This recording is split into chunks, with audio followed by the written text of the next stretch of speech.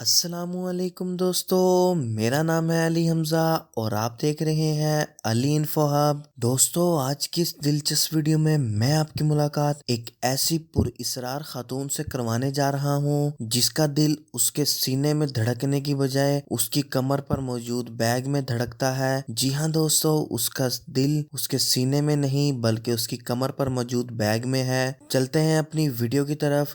دوستو، یہ کہانی ہے برطانوی مسلمان خاتون سلوہ حسین کی۔ دوستو، 2 بچوں کی ماں 39 سالہ سلوہ حسین کو 3 سال قبل ایک ہارٹ اٹیک پیش آیا۔ دوستو، 2017 میں ہارٹ اٹیک ہوا تھا۔ وہ گھر میں اکیلی تھی لیکن ہمت کر کے خود ہی ڈرائیو کر کے 200 میٹر دور اپنے فیملی ڈاکٹر کے پاس پہنچی، جہاں سے انہیں ہسپتال منتقل کر دیا گیا۔ ہسپتال میں انکشاف ہوا کہ مریضہ کا دل ناکارہ ہو چکا ہے اور انہیں مصنوعی دل لگانا پڑے گا۔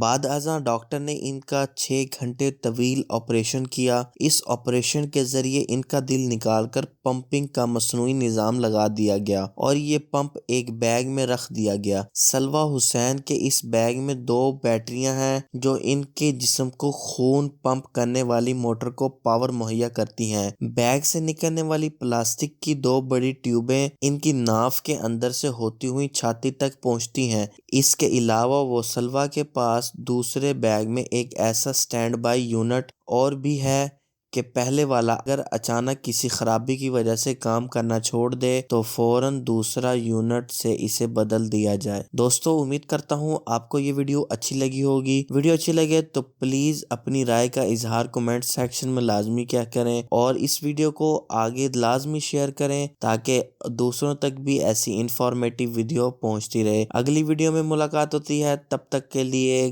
اللہ حافظ۔